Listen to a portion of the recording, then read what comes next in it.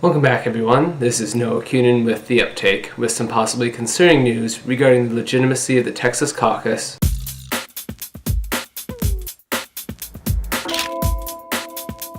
I'm doing something I loathe, which is turning the camera on myself. Here at the UpTake, we'd rather show you what's happening as opposed to telling you. As I've filed stories from Texas, I've seen and heard unsettling information regarding the caucus. My first clue was on Hillary Clinton's Precinct Finder website. Supporters of Clinton can go here to find out where to vote and caucus. After Texans enter their address, they are given their polling location and a warning in red.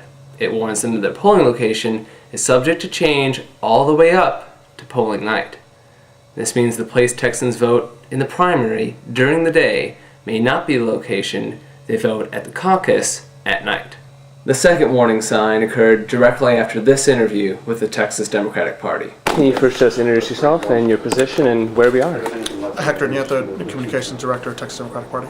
Cool. And my first question is, when did the combination of the primary and the caucus start and why? This was a process that was instilled back in 1988. This process was put into place in order to encourage participation and make certain that anyone who wanted to be a part of the process was able to do so. Are you confident with the huge voter turnout we've been seeing in every other state that the caucus portion of the night is going to be able to sustain the huge turnout? Well, right now the Texas Democratic Party has taken all steps and taken all precautions necessary to hopefully ensure a smooth election process on election night. Cool. So I understand some areas don't have precinct captains, and basically somebody's going to go around and drop packets off, correct? Exactly. Who is that person who drops the packets? The county chair of each county will be responsible for distributing packets to the various precincts throughout the county. You know, maybe one campaign or the other was going to bring a lawsuit based upon the rules of the caucus. Any update on that in terms of whether legal action will be taken? We have received no update on that. Okay. And the last thing I need, a note to aspiring video journalists: never put down your camera. The question I was referencing there, as I put the camera down, was one that I thought was simple and boring. I simply wanted a list of the precincts that didn't have a precinct chair. I wanted to know so that on election night, I would know where to go to get the story of the empty precinct. What I was told instead shocked me. I was told the Texas Democratic Party could not furnish me with such a list.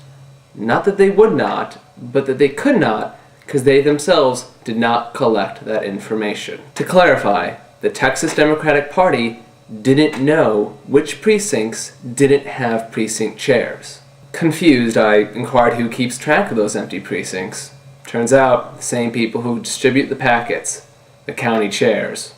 By any analysis, this is an inordinate amount of power and responsibility placed in the hands of single individuals. It calls into question the ability of the Texas Democratic Party to audit the results of the caucus and puts the results of the caucus on a good faith effort.